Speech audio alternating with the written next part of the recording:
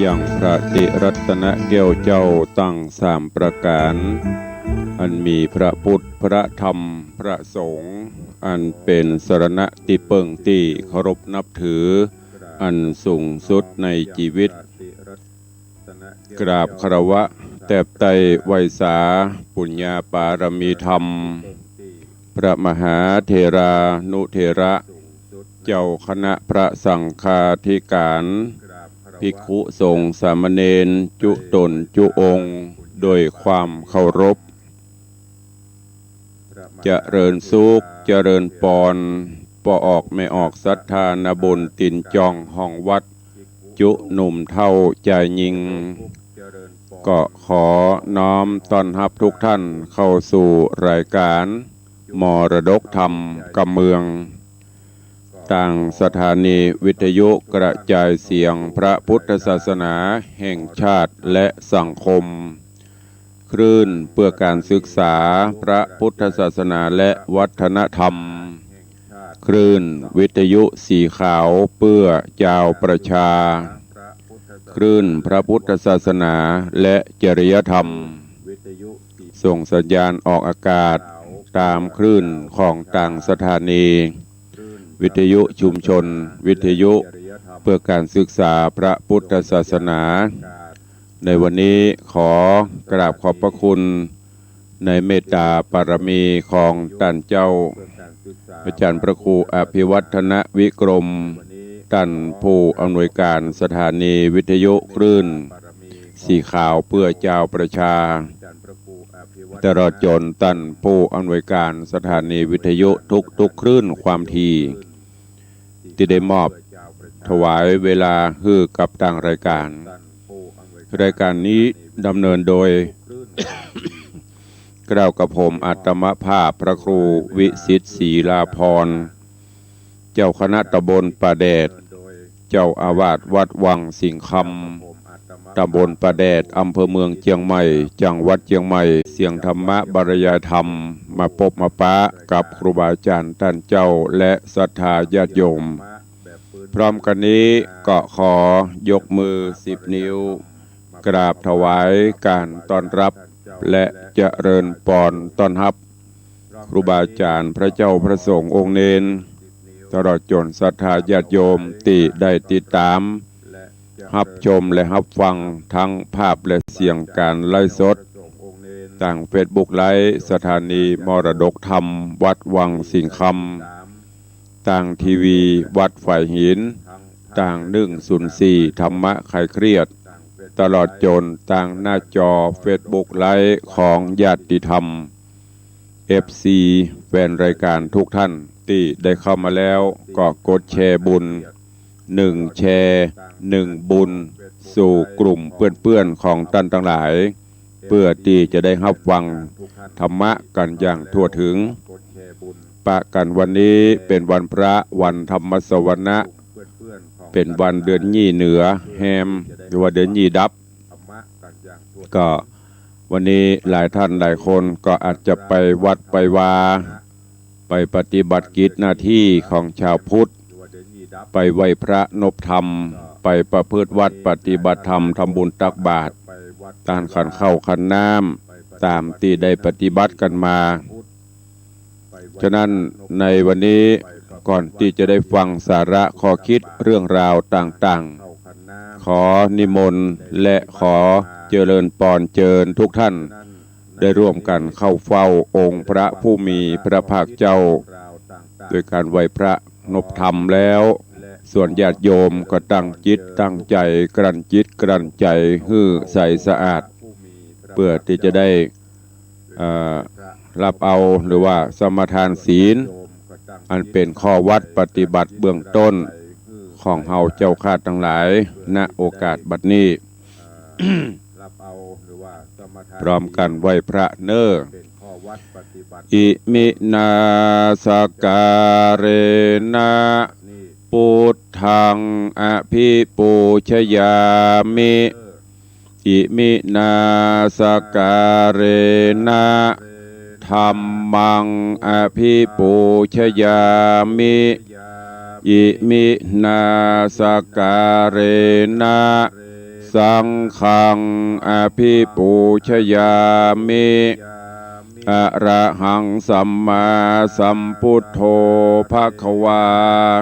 พุทธังภควันตังอภิวาเทมิสวากขาโต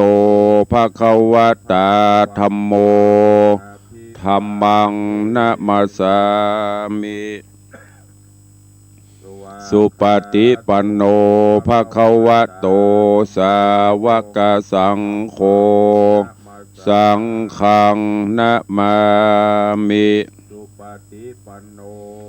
หันธรรมยังพุทธัสสะภควโตบุพพาคณมกาลังกโรมะเส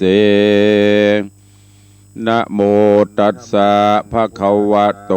อะระหะโตสัมมาสัมพุทธัสสะนะโมตัสสะภะคะวะโตอะระหะโตสัมมาสัมพุทธัสสะนะโมตัสสะภะคะวะโตอะระหะโตสัมมาสัมพุทธัสสะอิติปิโสภะคะวะอะระหังสัมมาสัมพุทโธวิชชาจรณะสัมปันโนสุขโตโลกวิทูอนุตตโรปุริสะธรรมัสสารถิสัทธาเทวมนุษย์สานังพุทโธภควาติสวากขาโตภควตาธัมโมสันทิฏฐิโกอากาลิโกเอหิปัสสิโกโอปนะยิโกปัจจตังเวทิตโปวินยูหิติสุปฏิปันโนภควโตสาวกสังโฆอุชุปฏิปันโนภควโตสาวกสังโฆญาญะปฏิปันโนภควโตสาวกสังโฆสามีจิปฏิปันโนภควโตสาวกสังโฆยะทิทางจัตตาริปุริสายุคานิอัฏฐปุริสาปุคคลาเอสะภควโตสาวกสังโฆอาหุนยโยปาหุนยโยทักขินยโย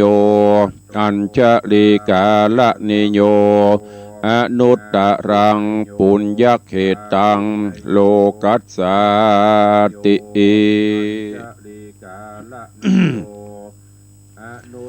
ได้นำป่าสาธุชนทุกท่านเข้าเฝ้าพระผู้มีพระภาคเจ้าแล้วตอนนี้ไปกลั่นจิตกลั่นใจตั้งจิตตั้งใจสมทานหับศีลอันเป็นข้อวัดปฏิบัติเบื้องต้นเป็นหลักแห่งการอยู่ร่วมกันโดยความสงบสุขร่มเย็นของมวลมนุษยชาติณบัดนี้นะโมตัสสะภะคะวะโตอะระหะโตสัมมาสัมพุทธัสสะนะโมตัสสะภะคะวะโตอะระหะโตสัมมาสัมพุทธัสสะนะโมตัสสะภะคะวะโตอะระหะโตสัมมาสัมพุทธัสสะพุทธังสรณังคัจฉามิธัมมังสรณังคัจฉามิสังฆังสรณังคัจฉามิตุติยัมปิพุทธังสรณังคัจฉามิตุติยัมปิธัมมังสรณังคัจฉามิตุติยัมปิสังฆังสรณังคัจฉามิตติยัมปิพุทธังสรณังคัจฉามิต ตติยัมปิธัมมังสรณังกัจฉามิตติยัมปิสังฆังสรณังกัจฉามิปานาติปาตาเวระมณี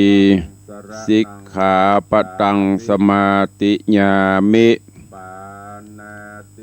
อะตินนาตานาเวระมณีสิกขาปตังสมาติญามิกาเมสุมิจฉาจาราเวระมณีสิกขาปตังสมาติญามิมุสาวาตาเวระมณีสิกขาปตังสมาติญามิสุราเมรยะมัชฌะปมาทัฏฐานาเวระมณีสิกขาปตังสมาติญามิอิมานิปัญจสิกขาปตานิสีเลนะสุขติงยันติสีเลนะโภคะสัมปทาสีเลนะนิพุติงยันติตัสมาสีลังวิโสทะเย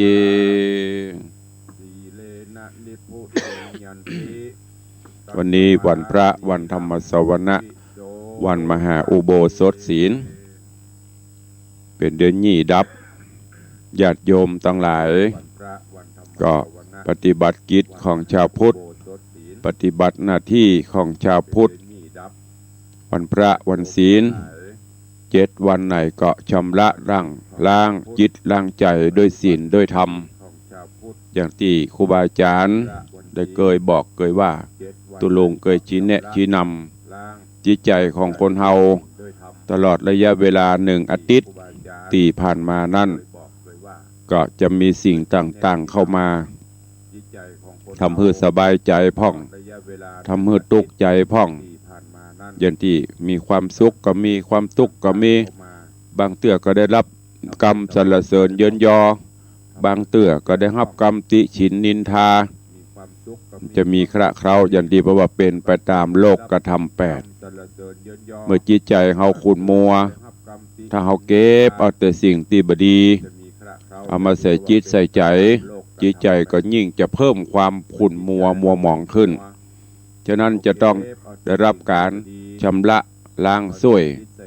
ในจิตในใจเฮาแต่เฮาบ่สามารถที่จะเอาสบู่บ่สามารถที่จะเอาน้ำยาอย่างใดๆเข้าไปล้างได้นอกเสียจากศีลธรรมหลักธรรมคำสอนขององค์พระผู้มีพระภาคเจ้าที่พระองค์ได้ศึกษาค้นคว้านำมาเผยแพร่โปรดเวนยสัตว์คือหมู่เฮาท่านทั้งหลายเพื่อที่จะได้ข้ามโพ้นโอคะวัฏสงสารเพราะฉะนั้นก็ขอเชิญชวนทุกท่านเนอะ7 วันไหนปลดโปร่งปล่อยวางแล้วก็ชำระล้างสิ่งสกปรกต่างๆที่มันมาเกาะมากุมมากุ้มมารุมในจิตในใจของเฮาเพื่อเบาบางมาลายไปวันพระก็ดีอยู่บ้านอยู่จองก็ได้ไม่ได้ไปวัดไปวาไม่ได้ไปนี่เฮาก็อยู่บ้านอยู่จองเฮาอยู่บ้านอยู่จองประพฤติปฏิบัติได้ศีลธรรมก็คือธรรมชาติอยู่กับตนกับตัวเฮาเนี่ยปฏิบัติได้ทุกขณะทุกเวลานั่นก็คือหลักสำคัญก็คือสติสัมปชัญญะจะต้องกำกับตนกำกับตัวเฮาอยู่เสมอถ้ามีโอกาสได้ไปวัดไปวาได้ก็ยิ่งจะดีเป็นจะได้ต้องไปวัดโดยตุลงอยู่บ้านบ่ได้กาก็อย่างที่ได้บอกอยู่ที่ไหนก็ได้แต่ถ้าเราไปวัดไปวานั่นมันเป็นสถานที่สัปปายะนั่นก็คือเป็นสถานที่เงียบสงบบ่มีสิ่งใดๆที่จะมาที่จะมาให้เราได้รำคาญจิตใจอยู่บ้านอยู่จองเตือกกำลังนั่งสมาธิเตือกกำลังปฏิบัติธรรมได้ยินเสียงเพลงได้ยินเสียงนั่นเสียงนี้ของลูกของหลานจิตใจมันก็ฟุ้งซ่านไปแต่ถ้าเราไปวัดไปวาได้หันพระพัก หันใบหน้าของพระพุทธรูปจิตใจเฮาก็เยือกเย็นไปกึ่งสถานที่ก็เงียบสงบเหมาะสมกับที่เฮาจะได้ปฏิบัติธรรมกัน ดังนั้นก็เชิญชวนทุกท่านได้ประพฤติปฏิบัติอยู่ตามหลักศีลหลักธรรมเนอะวันนี้วันพุธก็ของดการเทศธรรมเมืองสักวัน เพราะว่าวันนี้เป็นวันที่เปิ้นลิงสัญญาณแต่ว่าต้องขอสู่มาตะกี้เช็คสัญญาณไปทางคลื่นสีขาวปรากฏว่าท่านเจ้าจารย์พระครูอภิวัฒนวิกรมลืมไม่ได้เชื่อมสัญญาณสกรรมสถานีในเครือข่ายของวิทยุสีขาวก็คงจะเป็นรายการอื่นไปก็ของเฮาก็เป็นปกติ วันนี้เขาฝากธรรมนูญแห่งชีวิตญาติโยมท่านทั้งหลายตราบใดที่แต่ละคนยังบ่มีธรรมนูญแห่งชีวิตคือการเคารพกฎกติกาบ่มีการเคารพระเบียบวินัยบ่มีการเคารพกฎหมายบ้านเมืองข้อบังคับของสังคมแล้วเฮาจะไปหวังอันยังกับการแก้ไขหรือการสร้างสรรค์สังคมประเทศชาติญาติโยมท่านทั้งหลายอย่างน้อยทุกคนควรที่จะเคารพกติกากฎมารยาททางสังคมกฎหมายต่างๆที่เปิ้นกฎที่เปิ้นขีดเปิ้นเขียนได้สร้างขึ้นมาเพื่อสังคมเพื่อส่วนรวมอย่างเมืองไทยเฮานี้พวกเฮาว่ารัฐธรรมนูญหรือกฎหมายต่างๆที่ได้ขีดหรือบางหมู่บ้านเปิ้นก็ตั้งกฎกติกาอย่างต่างๆของหมู่บ้านขึ้นเพื่อให้สังคมนั้นๆอยู่ร่วมกันอย่างมีความสุขบ่ใช่กติกาหันแก่ตัวบ่ได้ตั้งกฎกติกาขึ้นมาเพื่อหันแก่พวกพ้องอันกติกาหรือธรรมนูญนั้นก็ได้แก่กฎหมายก็คือกฎหมายประจำชาติหมายถึงรัฐธรรมนูญกับกฎหมายประจำชีวิตอันได้แก่ถ้าเป็นกฎหมายบ้านเมืองก็คือที่เปิ้นตั้งมาเป็นมาตรานั้นมาตรานี้เป็นข้อเป็นบทไปส่วนรัฐธรรมนูญหรือกฎหมายประจำชีวิตของเฮาที่จะต้องใช้ถึงวันนั่นก็คือธรรมวินัยหลักศีลหลักธรรมนี่แหละเป็นกฎหมายเป็นกฎรัฐธรรมนูญประจำชีวิตของเฮาอันได้แก่ศีล5ศีล8เป็นต้นญาติโยมท่านทั้งหลายยังก็ตามเมื่อบ่เข้าทางของเฮาก็ต้องหาทางที่จะได้ต้านนั่นก็คืออย่างที่มันบ่ถูกจริตนะชอบที่เฮาจะต้านชอบที่จะฝ่าฝืนอย่างที่เฮาหันปัจจุบันเนี่ยกฎหมายที่ขึ้นมาตั้งขึ้นมาจะให้มันครอบคลุมถูกใจถึง60-70 ล้านคนก็เป็นไปบ่ได้มันก็จะต้องมีถูกใจพ่องบ่ถูกใจพ่องแต่โดยรวมเพิ่นจะเอาความถูกต้องเป็นหลักบ่ได้เอาความถูกใจคนนั้นคนนี้ขอสุมหาเด้อวัดยังเริ่มมหาดีเด้อไผจะเดือดร้อนไผจะเสียหายจะได้จังมันขอฮื้อตัวเก่าได้ดีอันนี้ว่าเอาเปรียบสังคมคือคนที่บ่ปฏิบัติตามกฎระเบียบเปิ้นตั้งกฎไว้ก็ฝืนเปิ้นเขียนกฎหมายไว้ก็ฝืนในหมู่บ้านเปิ้นตั้งกฎนั้นกฎนี้ก็บ่ถูกใจเหล่านี้เป็นต้นอย่างปัจจุบันเนี่ยนักการเมืองเป็นอันธพาลก็มีนักการเมืองบางคนก็ทำตนเป็นนักกวนเมืองทำให้สถาบันอันทรงเกียรติพลอยเสื่อมเกียรติภาพลักษณ์บ้านเมืองได้รับผลกระทบเสียหายในสายตาของต่างชาติเป็นข่าวพักนั่นพักนี่อย่างนี้ยามใดความคิดหันขัดแย้งกันแทนที่จะแก้ไขโดยสติโดยปัญญาหันหน้าเข้าหากันประสานประโยชน์กันกับใจอารมณ์มาแทนเหตุแทนผลเนี่ยแสดงความเป็นนักเลงอันธพาลบางเตือนอย่างเฮาหันน่ะตีกันต่อยกันก็มีทางพระพุทธศาสนาได้กล่าวถึงลักษณะของคนพาลไว้ 5 ประการนะในทางหลักพระพุทธศาสนาเพิ่นได้กล่าวไว้หลักของคนพาล5 ประการก็คือชอบที่จะจักนำไปในทางที่ผิด 2. ชอบชอบทำในสิ่งที่บ่ใช่ธุระ 3. หันผิดเป็นชอบ 4. แม้แต่ดีก็โคตร 5. บ่รับรู้เรื่องของระเบียบวินัยอันเนี้ยอันตรายแต่ในทางที่ผิดแล้วก็ชอบทำในสิ่งที่ไม่ใช่ธุระของตัวหันผิดเป็นชอบดีๆก็โคตรบ่ฮู้จักบ่รับระเบียบวินัยที่เปิ้นตั้งไว้เหล่านี้เป็นต้น แล้วก็มีข้อสังเกตพิจารณาง่ายๆว่าไผที่เป็นคนพาลเช่นครูบาอาจารย์จาพร่ำสอนดีๆก็โคตรอันนี้เพราะว่าเป็นลูกศิษย์ที่พาลอันต่อมา ผู้น้อยดีๆก็โคตรคือคนใหญ่ผู้น้อยเพิ่นมาแนะมานำแล้วก็โคตรอันนี้คนใหญ่พาลคนใหญ่ดีๆก็โคตร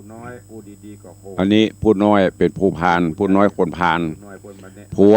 ดีก็โคตรอันนี้เมียเป็นเมียพาลเมียพาลเมียจาดีๆก็โคตรอันนี้ก็ผัวที่เป็นพาลพ่อแม่กล่าวว่าแนะนำพร่ำสอนดีๆก็โคตรอันนี้เป็นลูกพาลเพื่อนติติงด้วยความหวังดีแนะนำในสิ่งที่ดีก็โคตรอันนี้เป็นเพื่อนพาลถูกถามดีๆเพื่อความเข้าใจก็โคตรอันนี้เป็นนักการเมืองที่พาลญาติโยมทั้งหลายบางรายก็ไร้ศีลธรรมหลอบเป็นจู้ควงอีหนูบ่เลือกถิ่นเข้าบ่อนขายยังกัญชาเฮโรอีนเป็นข่าวฉาวเกลียวกราวไปทั่วโลกเกียรติยศชื่อเสียงของตัวก็เสียหายประเทศชาติก็เสียศักดิ์ศรีถูกโจมตีหวาดระแวงจากนานาอารยประเทศอันเนี้ยเหตุการณ์ต่างๆเหล่านี้เกิดขึ้นกับบ้านกับเมืองเฮาก็เพราะเฮาบ่ได้เอาศีลเอาธรรมบ่ได้เอาน้ำธรรมคำสอนมาชำระดังที่ได้กล่าวหลายครั้งหลายคราวศีลธรรมไม่กลับมาโลกาจะวินาศจะต้องอยู่ร่วมกันโดยมีศีลมีธรรมมีกฎมีระเบียบที่ได้ตั้งขึ้นมาแล้วก็ต้องร่วมกันประพฤติปฏิบัติ เมื่อเป็นเช่นนี้ญาติโยมทั้งหลายเราควรที่จะหาวัคซีนทางจิตหรือยาวัคซีนก็คือยาทางจิตเอามาฉีดเอามาดับไปพ้องการที่คนเฮาหลงโลภหลงโคตรหลงพิษและก็หลงทำพิษก็เพราะเฮาขาดวัคซีนทางจิตขาดยาทางจิตบ่ได้ฉีดเชื้อหรือภูมิต้านทานไว้ก่อนเหมือนอย่างโควิดเนี่ยเมื่อก่อนมันมาโลเฮาบ่ได้มียาต้านก็ล้มหายตายจากกันไปแต่หลังๆมันมียามีวัคซีนมาต้านมันก็เบาบางหายไปจันใดจิตใจเฮาถ้าบ่ใจศีลใจธรรมมาล้างน่ะมันก็จะเริ่มมักหมมขึ้นดังที่ท่านกล่าวไว้ว่าถ้าสติมาปัญญาก็จะเกิดถ้าสติเตลิดก็จะเกิดปัญหาถ้าเราบ่มีสติสัมปชัญญะควบคุมนะปัญหามันจะเกิดขึ้นมักจะหันผิดเป็นชอบญาติโยมท่านสาธุชนทั้งหลายโดยธรรมชาติมนุษย์บ่มีดีบ่มีชั่วบ่มีเลวธรรมชาติแท้ๆน่ะเปิ้นเฮาว่าเปรียบเสมือนผ้าขาวบริสุทธิ์แต่ผ้าขาวจะต้องเศร้าหมองก็เพราะธุลีละอองฝุ่นแม้แต่ฝุ่นน้อยๆมันมาจับมาเกาะคนที่ชั่วก็เพราะถูกความชั่วคือกิเลสมันมาจับจิตมันมาจับใจการจะทำให้คนเป็นคนดีก็จะต้องทำลายความชั่วก่อนนั่นก็คือกิเลสบอกว่าจะเป็นความโลภความโกรธความหลงออกไปก่อนให้หมดไป ต่างโลกมุ่งที่จะทำลายคนชั่วแต่ต่างธรรมมุ่งที่จะทำลายความชั่วห้องว่าทำลายความเป็นศัตรูความคิดไม่ใช่มุ่งทำลายคนเป็นศัตรูตัวตนคือมุ่งทำลายความชั่วความชั่วที่เป็นกิเลสทางความคิดชั่วโดยกายโดยวาจาโดยจิตโดยใจต้องทำลายออกไปท่านทั้งหลายปกติวิสัยคนทั่วไปมักจะประพฤติธรรมในทางบอกว่าถูกต้อง เช่นองค์พระผู้มีพระภาคเจ้าของเฮาพระองค์ได้สอนคือมีหิริโอตตัปปะหิริความลายแก่ใจโอตตัปปะคือความเก่งกลัวหูจักละอายชั่วกลัวบาปแต่การมักจะตรงกันข้ามญาติโยมทั้งหลายลองสังเกตพอเตอะมนุษย์เฮาคนเฮาเวลาทำดีมักจะอายลองสังเกตพอกราบพระสังเกตพอประเคนหรือไปสร้างไปห่วมกุศลคุณงามความดีนี้อายบ่ค่อยทำกันแต่ทำความชิบหายนี้มักจะกล้าจะไหว้พระสวดมนต์จะประพฤติซื่อสัตย์สุจริตคิดเสียสละกราบพ่อกราบแม่เนี่ยอายจะไหว้พ่อไหว้แม่จะไปเนี่ยการยังงานเนี่ยไหว้พ่อไหว้แม่สักกับอายแบบเนี้ยจะประพฤติบัติปฏิบัติธรรมก็อายกลัวเพิ่นว่าเป็นคนเชยกลัวว่าเป็นเรื่องที่น่าอายแต่ลองสังเกตพอดื่มเหล้าเข้าบาร์ทรยศกดโกงเอาเปรียบเปื้อนบ้านเอาเปรียบเปื้อนจองอันนี้กลับหันว่าเป็นของตันสมัยเป็นเรื่องได้เปรียบเป็นเรื่องน่ายกย่อง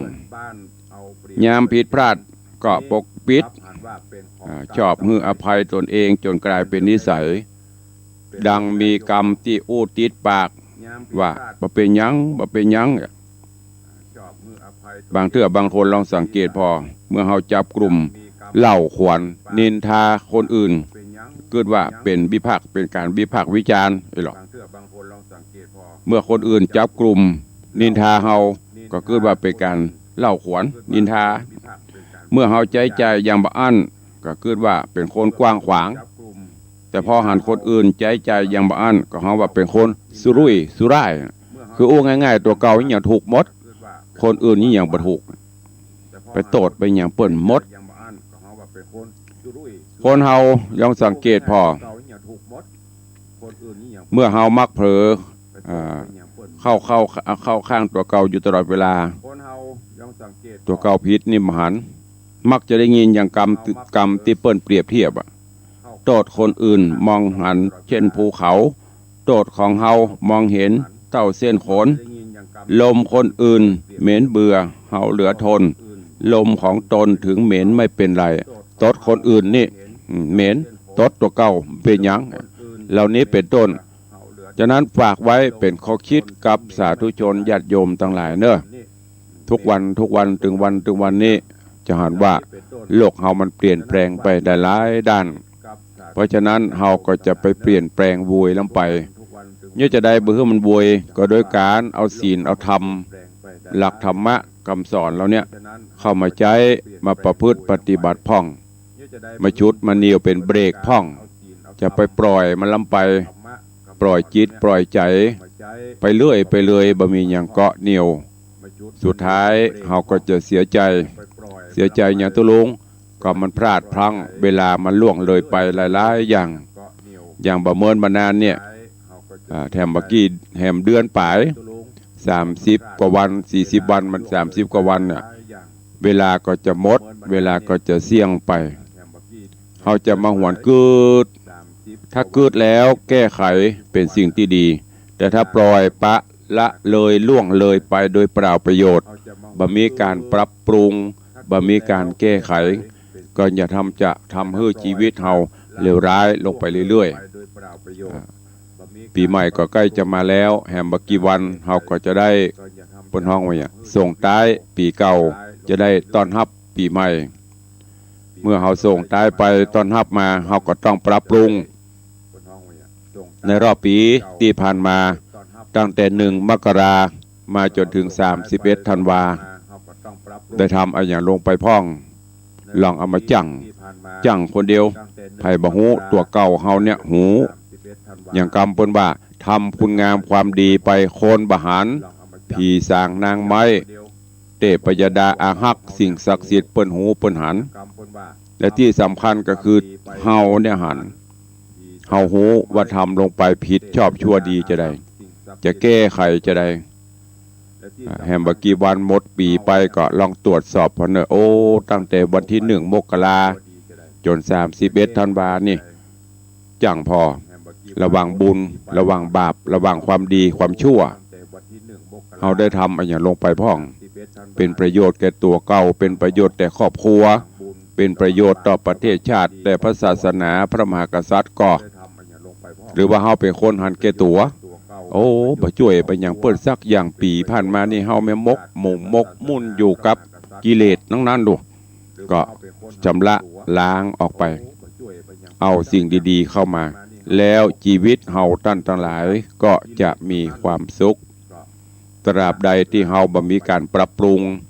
ตราบใดที่เฮามีการแก้ไขตัวเก่าของเฮาก่อนจะสอนคนอื่นจะแนะนำคนอื่นต้องสอนตัวเองประพฤติตัวเก่าให้ก่อนแก้ไขที่ตัวเก่าเฮาก่อน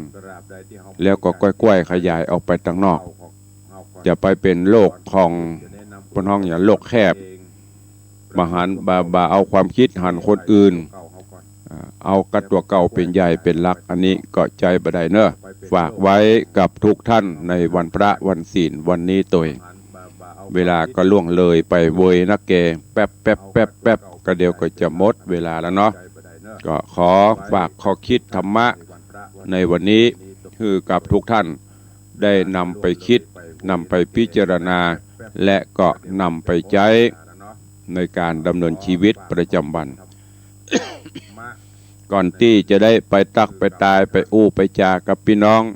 สถานบุญต่างสถานีวิทยุต่างบ้านต่างจองก็ขออนุญาตได้ตักตายอู้จากับFC ต่างหน้าจอ Facebook ไลฟ์ก่อนเนาะวันนี้ได้เข้ามากันอย่างหลวงหลายวันพระวันศีลวันนี้เจริญปอนโยมพี่หมอมัทดาอัมพันธ์เนอะกราบใบสาเจ้าหลวงพ่อธรรมพระครูสาธุเจริญปอนโยมพี่นานจรันปิยจันทร์พี่นันล่าแห่งอาสลมปิยจันทร์โดยสิวเนอะกราบสาธุครับตุลุงสาธุเจริญปอนเจริญปอนโยมสุมาลีพูดงามกราบใบสาเจ้าเจริญปอนเจริญปอนโยมชนจันทร์ซอนคำกราบใบสาเจ้าสาธุเจริญปอนพ่อเลี้ยงธนวัฒน์แม่เลี้ยงทัดพิชาสุสิงคำเนอะพ่อเลี้ยงกราบใบสาข้าใบสาเจ้ายำเจ้าวันพระธรรมพระครูนักพัฒนาตุลุงในวังดีใจจะได้ฟังน้ำฟังธรรมสาธุเนอะกับพ่อเลี้ยงไปเลี้ยงตัวเองเจริญปอนโยมลักษณะเกตดีสาธุเจ้าเจริญปอนเจริญปอนโยมสุรัตน์เสาคำหรือโยมตู่วันนี้ไปทัวร์ตั้งใดพ่องมันเนอะจนนี้หันเปิ้นออกทัวร์นะไปเช้าเย็นกลับก็มีไปนอน2 คืน 3 คืนก็มีถ้าจะม่วนเนาะตุลุงเขาจัดจักเตือนนะปากันไปแอวทดรอบโลกได้ดี1 ปีแอวตั้งแต่1 มกรานะก็ได้กินน้ำปิ้งมาเขาจะเฮิบหมดนะเจริญปอนคุณโยมสลินทิพย์บุญเลิศเจริญปอนโยมแม่จันดีวิสุทธินันท์เนอะเจริญปอนโยมพี่จัญญาฟองซักเจริญปอนแม่ทิมธิดาปันเจริญปอนยายเพลินเปื้อนเกษตรเจริญปอนโยมแม่เลี้ยงทัดพิชาสุสิงคำเจริญปอนโยมจันสายแปลงหลวงเนอะเจริญปอนยายเอ้ยแห่งดอยซิวกับสาธุเจ้าตรุงเจริญปอนเนอะเจริญปอนเสือใต้โยมแม่ปราณีพยัคฆ์ไคหพลกราบสาธุเจ้าวันนี้ไปวัดเจ้าเจริญปอนโมทนาบุญด้วยเด้อ เจริญปอนครูบอยเทพประสิทธิ์ต้นเฮือดสาธุครับหลวงพ่อเจริญปอนเด้อเจริญปอนหนุ่มน้อยเมืองเหนือ หนุ่มน้อยเมืองเหนือเพิ่นอยู่เจียงไฮ้ก็ว่าพะเยาเจียงไฮ้กะพะเยา วันนี้เปิดร้านอาหารอร่อยเนาะตะวันตุลุงจะไปจิ้มเนอะเจริญปอนโยมแม่ศรีนวลชัยทองคำวันนี้เปิดร้านอาหารอร่อยเนาะตะวันตุลุงแล้วก็เจริญปอนโยมอย่างภาษาอังกฤษอ่านบ่ได้ นี่เป็น FC ที่เข้ามาติดตามรับชมรับฟังก็อย่างที่ได้บอกเนื้อขอประทานอภัยเสียงกระแอมกระไอพลดพดจดออกไป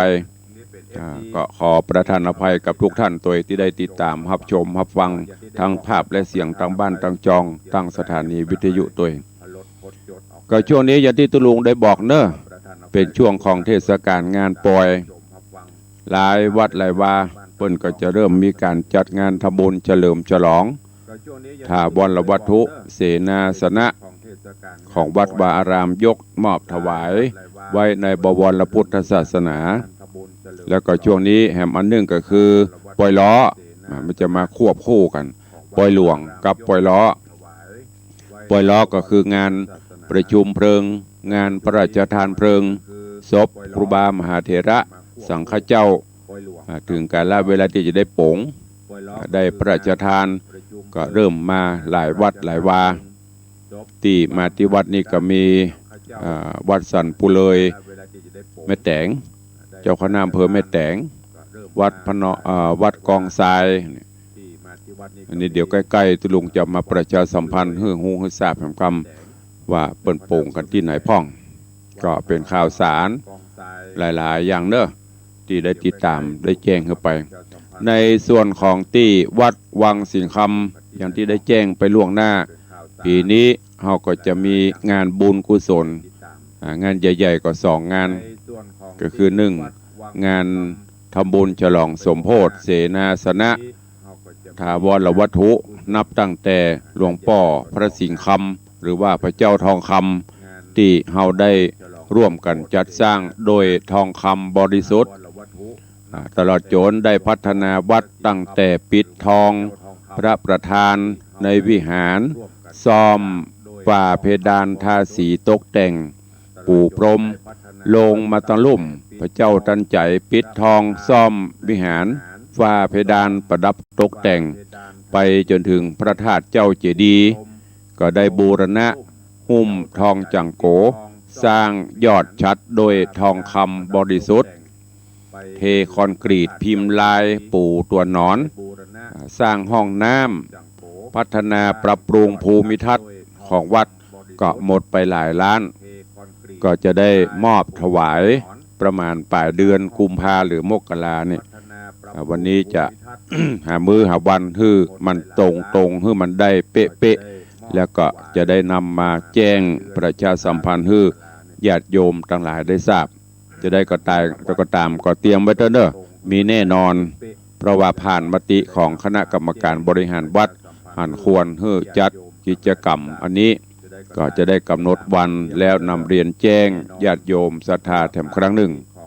แถมงานหนึ่งก็คือปีนี้ ตุลุงก็อายุเสี่ยงไปแห่มปิงครบรอบ5 รอบจะมาถึงมาเยือนละเลข6ป้องกระง่องขึ้นมาละอายุวัฒนมงคลครบรอบ5 รอบ60 ปีเสยยิดก็จะได้จัดกิจกรรมงานบุญแถมครั้งหนึ่งอันนี้เป็นงานใหญ่ๆหลักๆแจ้งล่วงหน้าคือ FC แฟนรายการทุกท่านได้รับทราบเนอะเพื่อจะได้ร่วมโมทนาบุญด้วยกันก็ขอบคุณอนุโมทนาบุญกับทุกท่านที่ได้เมตตาอนุเคราะห์กับวัดวังสิงคำมาโดยตลอดโดยเฉพาะแล้วมหารัตนอุบาสกมหารัตนอุบาสิกาผู้ให้การสนับสนุนทั้งกำลังกายกำลังทรัพย์กำลังสติปัญญาก็คือโยมปเลี้ยงธนวัฒน์โยมแม่เลี้ยงทัดพิชาสุสิงคำได้ร่วมถวายปัจจัยในการปรับปรุงพัฒนามาก็หลายล้านบาทละก็ต้องขออนุโมทนาที่ท่านได้สละแปลงทรัพย์ภายนอกเป็นทรัพย์ภายในโดยการทำนุบำรุงวัดบำรุงพระพุทธศาสนาเป็นกำลังใจทุกเจ้ามาโดยตลอดเนอะวันนี้ก็ขอบคุณด้วย เอาละเนาะจะได้อู้ได้จากับพี่น้องสถานบุญที่อยู่ต่างบ้านต่างจองเนอะใครจะอู้ใครจะเอ่ยใครจะร่วมอย่างกับรู้เจ้าก็เจริญปอนได้โทรศัพท์เข้ามาร่วมในรายการได้เหลือเวลาแถมประมาณ 7-8 นาที 0817836540 เจริญปอนยมปเลี้ยงธนวัฒน์แต่ไปสาครับไปสามาท่านเจ้าพระเนรเห็นน้อยรู้วัดตัวเนอที่เดียติดตามท่านพระครูเอาแล้วก็นักศิลป์นักบุญเดนเนอโอ้วันนี้ท่านที่ชาไปวัดบนเนออยู่ที่วัดบุครับ อ๋อ บอกซื้อครัวซื้ออย่างไว้แต่ว่าแล้วเตรียมไว้ไปวัดว่า อ๋อ ท่านเนื้อครูเอาก็ดูแลสุขภาพไปเนอ สาธุขอบคุณปเลี้ยงไปเด้อโมทนาสาธุสาธุดีนะครับบ้านเฮาวัดดีวัดงามของพระท่านพระครูครับน้ำกินน้ำทานมาโดยตลอดไปสาครับมือกำลังใจเนื้อสาธุบุญรักษาเน้อสาธุขอบคุณกับโยมปเลี้ยงธนวัฒน์ปู่ปิดทองหลังพระช่วยเหลืออนุเคราะห์มาโดยตลอดอ้าวเจริญปอนเจ้ากับนมัสการเจ้าจากตั้งได้เอ่ยแม่แต่งเจ้าฟังจากขึ้นวัดหนองกายเจ้าชัดเจนดีเนาะเจ้าชัดเจนดีทุกลุงอ๋อ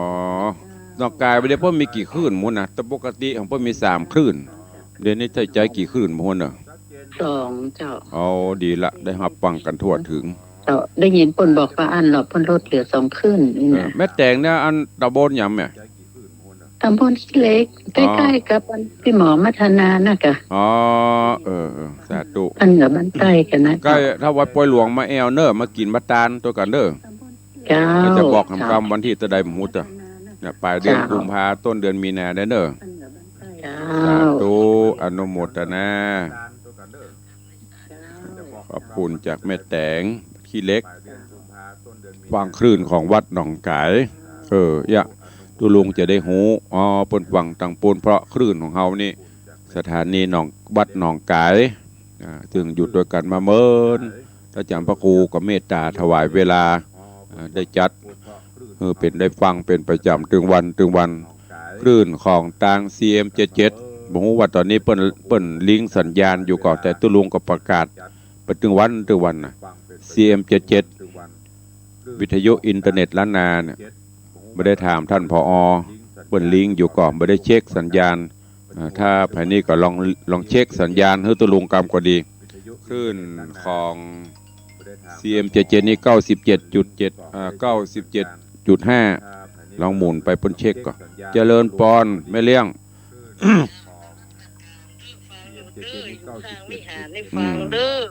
นั่งเติกเกิกวิหารถ้ารับนะเนอะสาธุอนุโมทนาแม่เลี้ยงอยู่บนวิหารนี่คนหลายเสานี่โทรให้กำลังใจสาธุอนุโมทนาบุญตัวเนอะเหลือเวลาแถมประมาณ5 นาทีเนอะใครจะอู้จะเอ่ยตัวตุลุงก็เข้ามาเป็นกำลังใจในต่าง Facebook ไลฟ์ก็ได้ตักทายเปิ้นไปละในต่างสถานีวิทยุกำลังมี3 สายมีพ่อเลี้ยงมีแม่เลี้ยงมีโยมแม่จากแม่แตงนอกนั้นก็ดักปิ้งวันใดถ้าตุลุงเดือดก็โทรหลายหน่อยวันใดถ้าตุลุงนี่ก็ดักปิ้งยะ มันเป็นปกติไปละเนาะ จันคำแสงบุญว่าใดฟังอยู่เจ้าอุ้ยมาได้ยักยกจากเจ้าแล้วฟังอยู่ในเจ้าเตี้ยเนาะเนี่ยดีละดีกว่าป้นปะโทนะอุ้ยฟังอยู่ในเจ้าแม่อุ้ยมอนจันคำแสงบุญเจริญปอนยายเพลินเพื่อนเกษียดไว้สาเจ้าท่านพระครูฟังอยู่เจ้าถวายกำลังใจอีกะโทรมาหากันพ่องเจ้าดักชื่อคือมันลื้อฟังธรรมมันไปม่วนได้ใต้รายการเปิ้นอุตสาห์ห้างเวลาโทรเข้ามาโลกำลังใจโอ้โหใครลุกทั้งหมดใครลุกสักเที่ยงคืนมาเตะธรรมผู้ฟังเนาะอันนี้ดักปิ้งมดกำลัง นั่นน่ะฮัดโทอ่ะพ่องแล้วก็เกียม กับฟังสดกับฟังเจ้าดีละโมทนาแล้วไปลืมเกียมท่านนี่วะเนอะหอมสตางค์วะเนอะแฮม2-3 เดือนนี่น่ะแห่ต้นเข้ามาเนอะป่วยหลวงนี่น่ะสาธุยมศรีสังวานพุทธจันทร์ยายเพลินเจริญป้อนเจ้าตู้ลุงฟังทุกวันนะแม่รออันใส่บาตรจ้ะใส่บาตรแล้วก็ขึ้นมาโทรหานี่แกงยังใส่บาตรโอ้แม่พักรวมเจ้าเอาเหมาะกะเจ้าได้ใส่ถึงวันน่ะตู้ลุงจะมีอย่างพ่องบ่ฮู้ในวิหารมีกี่คนบ่ฮู้วันนี้วันศีลเจ้ากับสาธุเนอะตู้ลุงไปกับลุงใจเจ้าฟังตึงถ้าออกใบก็ฟังใบตัวนะดีละโมทนาสาธุเนอะสาธุเจ้าจากหนองหานสันใต้เด้อสาธุขอบคุณโยมแม่จากหนองหานสันทรายฟังตลอดหนองหานนี่แต่บักคันเนอะหานตัวนี้หานบุญน่ะฟังตลอดแห้งก็ฟังสดก็ฟังขอบคุณอนุโมทนาบุญเนอะเจริญปอนเจ้าว่าฟังเจ้าเป็นกำลังใจให้ท่านเนอะสาธุเมื่อเจ้านี่บรรยายสลับกับอันมโนลาเหกรรมเจ้าตั้งขึ้นสีขาวเปิ้นบลิงสกรรมถามพระครูลืมเปิ้นมีศาสนกิจเริ่มได้ลิงก็เล่มเป็นยังไม่ลิงก็เป็นยังวันใหม่ก็ลิงต่อไปขอบคุณนะแม่เนอะบุญรักษาสาธุขอบคุณอนุโมทนาบุญกับโยมแม่แสงจันทร์ชัยทิพย์ติดตามรับฟังอยู่3 นาทีสุดท้ายใครจะอู้ตัวก็เข้ามาเนอะขอบคุณท่านผอ104จันทร์พระครูสมุวิสุวัตรวรกิโจผู้ปิดทองหลังพระหนังเฝ้ากันหน้าจอได้ไปตั้งแต่กระเปิ้นติดตามตลอดดูแลเจริญปอนแล้วก็โทรถึงวันเนอะกับนี้นะถึงบ่ได้เตะบ่ได้ฟังเตะก็ฟังกำบรรยายก็ดีถ้ามันมาโลอีแม่มันก็มีกำลังใจแล้วโอ้เปิ้นท่าฟังอันดับปิ้งเนี่ยมันกำลังใจบ่มีฟังแต่โทรเข้าหากันในห้องแม่อยู่ตรงใดก่ออยู่ล่องหัวแดงบ้านใหม่ล่องหัวแดงเจ้าต้องล่องหัวแดง FC ก็หลายอยู่เนาะเจ้าล่องหัวแดงดอยซิวสาธุเนอบุญรักษาจากล่องหัวแดงเยอะม่วนดีได้รายการเปิ้นห้างเวลาไว้ลงห้างไว้ยิ่งหยังห้างไว้เปิดได้ตอกได้อู้ได้จ่ากันตึงหน้าเฟซตึงตั้งบ้านอย่างมันม่วนห้างเวลาแล้วมีใครอู้เสียเวลาถ้าบ้านปกติไปจนจบก็เสด็จกับปิดมันต้องได้อู้กันแต่เปิ้นห้างเวลาเปิ้นได้ตักตายกับญาติโยมตั้งบ้านตั้งจองเนี่ยทุกรายการเปิ้นจะปฏิบัติเพราะนั้นก็สละเหตุกรรม เปียโทรศัพท์ขึ้นมาโทรอู้จากำลังใจเปิ้นจะได้รู้ว่าที่ไหนฟังพ่องอย่างที่บอกดักจื้อกื้อมันลือฟังธรรมกำลังใจมันมีเนอะไอเบี้ยวหายไปเมินว่าจะได้วันนี้อยู่กาดไหนไหว้สาบารมีธรรมตุลุงในวังครับอยู่ตรงใดนี่อยู่ประตูเชียงใหม่ครับสาธุหนาวก็ไม่เบียงอันนี้อากาศเริ่มเย็นห้องแล้วนะครับเช้านี้สีเทนฮ้อนมันค่อยม่วนเท่าไหร่ดูแลสุขภาพตัวเนอะตุลุงก็รักษาสุขภาพอยู่กับเป็นร่มโพล่มไทรพระพุทธศาสนากันด้วยนะครับสาธุบุญรักษานะเบียงเถอะอยู่วันอยู่100นะครับ199ไปได้กะเอา100เลยครับผมอยู่แล้วมันแข็งแรงดีก็อยู่กันไปเนาะไหว้สาอนุโมทนาเด้อขอบคุณไอเบียวเป็นโทรศัพท์มาให้กำลังใจไอเบียวอยู่กาดตู่เชียงใหม่ใครอื่นที่อื่นได้ใครฟังแฮมพ่องมีแล้วเนาะได้ลำได้ลากันเนอะ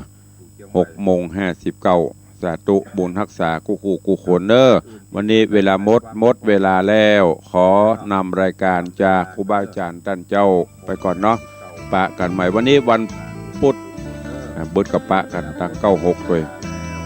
ถ้าบัดจิตกันไหนเนอะขอความสุขสวัสดีจงบังเกิดมีกับครูบาอาจารย์ท่านเจ้า ตลอดจนศรัทธาญาติโยมผู้ผู้คนผู้ตนผู้องค์เนอจัตตารโอธรรมาวัฏันติอายุวันโนสุขังปะลัง